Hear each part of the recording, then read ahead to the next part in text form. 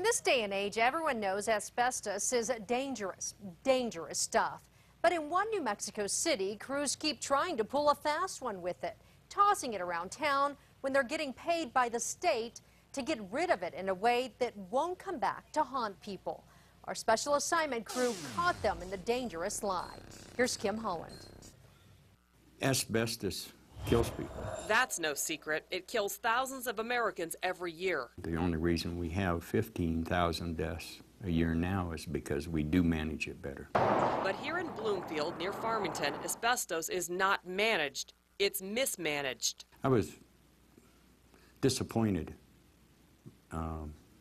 very disappointed. 4 years ago, a Santa Fe-based paving company called Advantage Asphalt started the trend.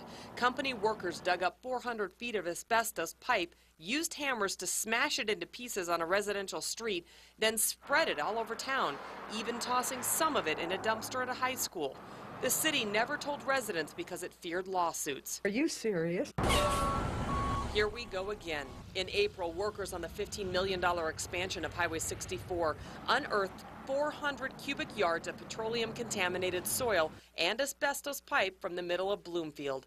Envirotech, a local company that disposes of dangerous materials, took the 20 semi-truckloads south of town and dumped it all on the ground out in the open, asbestos included. Asbestos is not allowed here. They really haven't explained how it happened. Envirotech supervisor Donald Ortiz blames the mess on Sterling Brothers Construction, another contractor on the road project, saying no one told Envirotech there was asbestos in the dirt. But News 13 obtained a memo that directly contradicts that claim.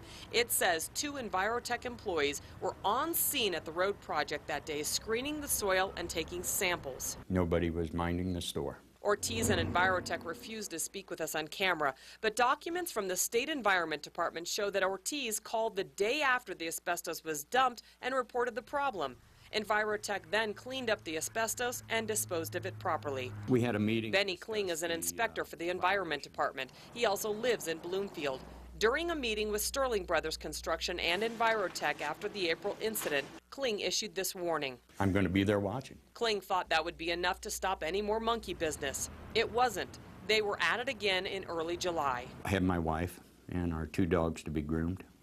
And we drove through town. I seen these several piles of dirt stacked along the side of the highway. Asbestos pipe broken and scattered all over. The next day, a Sunday, Kling went back to the site, photographed the debris, and took samples. Monday morning, early, I got up, drove down to the site, parked about 200 feet away as I watched and photographed loaders loading the piles along with the asbestos pipe into Sterling Brothers trucks. Kling followed the truck through Bloomfield to the Sterling Brothers construction yard in town. He watched as the dangerous load was dumped on the ground behind the office. News 13 found the debris still sitting there when we paid a visit earlier this month. They knew better.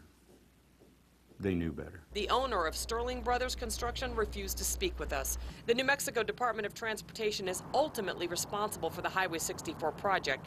We tried to get some answers there, but it turns out DOT still doesn't know what happened. I'm not fully aware of the April incident. I do know of a July matter. We wanted to know if the DOT is worried about their contractors' competence and ethics. I haven't spoken to anybody at this time to get how serious it was, so I can't answer that at this time. Bloomfield city manager doesn't know what to think. I can't speak for what they're doing.